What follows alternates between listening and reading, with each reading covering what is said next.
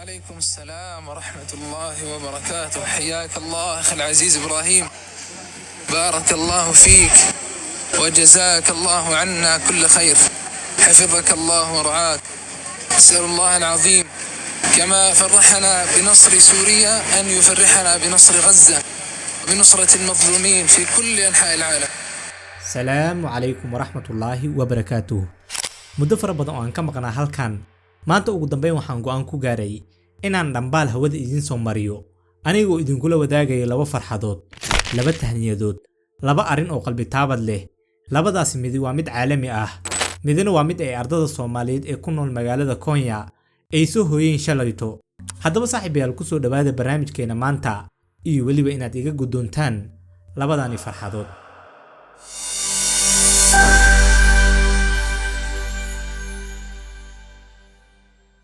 dhabahantii maanta waa maalin aad u weyn, waa maalin farxadeed, waa maalin xilka laga tuuro qoys xasuuqay in ka badan 600 oo kun oo qof oo aan waxba galabsan, sidoo kalena guryahooda ka barakiciyay 13 milyan oo qof.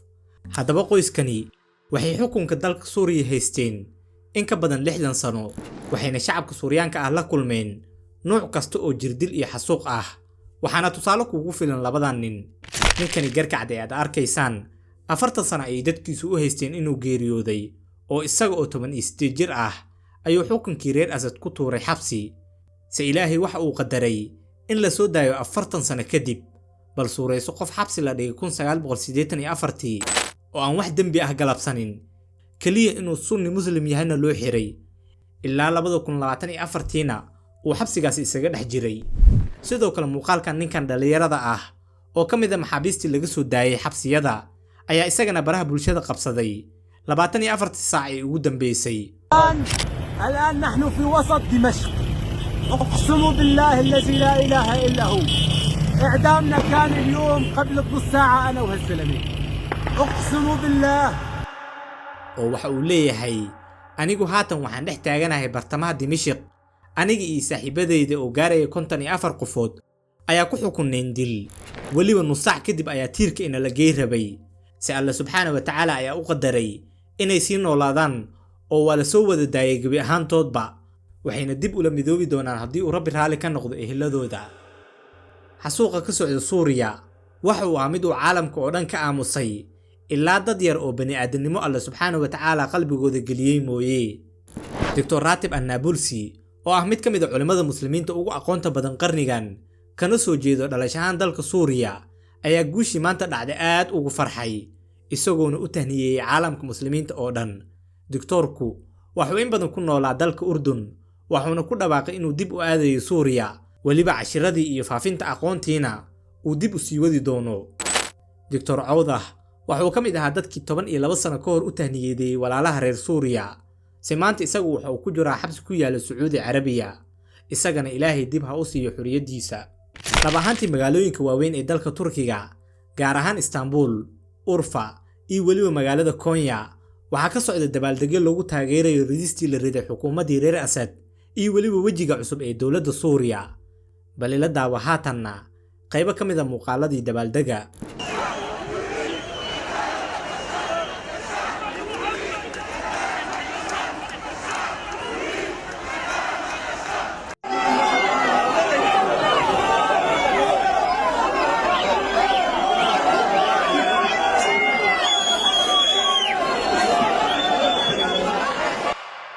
aniguna waxaan si guud maanta farxadda ula qaybsaday walaalaha muslimiinta ah ee ugu la nool gobolka Konya, si gaar ahna waxaan ugu tahniyadeeyay saaxiibadeydii Suuriyaanka ahaa ee aan muddo 2 sano ah isla deganin hostel loogu talagalay ardada.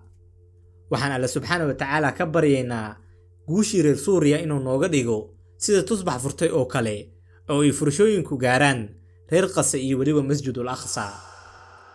farxadda labaad ee aan rabo inaan halkan idinkula wadaago ayaa in shalayto magaalada Konya ay ka dhacdo doorasho xur iyo xalaal ah oo lagu dooranayay madaxweynaha Afro Konya waa madal dhisan muddo 7 sano ah oo ay ku mideysan yihiin arday ka kala socoto 54 dal ee qaaradda Afrika, waxna ku barto magaalada Konya ee dalka Turkiga. haddaba doorashadani waxaa ku tartamayay saaxiibkay Ustaad Cabdinaasir Xasan Maxamuud oo ku magac dheer Owliyow iyo sidoo kale Maxamed Bari oo u dhashay dalka Liberia wuxuuna yoolku ahaa in midkood uu noqdo madaxweynaha Afro-Konya muddo xileedka 2024 ilaa 2025. haddaba isku duubno ay muujiyeen ardayda Soomaaliyeed ee ku nool magaalada Konya iyo weliba ololo aan wadnay muddo isbuucyo ah. ugu dambeyn waxaa inoo suura gashay inaan shalay guushii doorashada u soo hoynay Soomaali weyn laga bilaabana maanta uu Dr. Cabdinaasir Xasan Maxamuud uu yahay madaxweynaha ardayda ka timaado 54 dal ee qaaradda Afrika waxna ku barato magaalada Konya ee dalka Turkiga.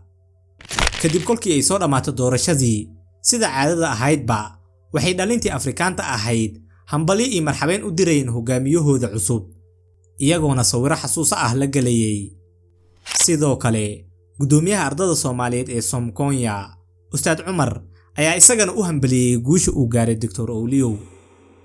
aniga iyo saaxiibadayda Cabdi Jabbaar, Cumar Faaruq, Asad iyo waliba Dr. Cabdiqaadirna waxaan si wada jir u aadnay maqaayad si aan si gaar ah ugu dabaaldegno guushii kolka ay noo soo hoyatay una kala warqaadano oo aan isku wareysano.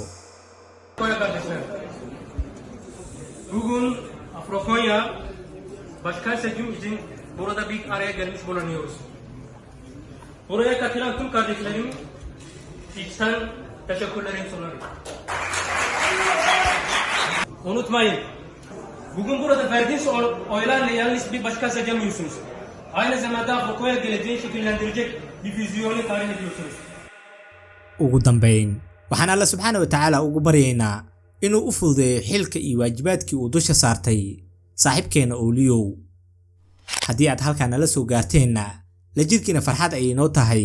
inta aan barnaamijka xigay kaga kulmi doonana waxaan idinkaga tegayaa dunidu waa dulqaad dadaalkuna waa muhiim.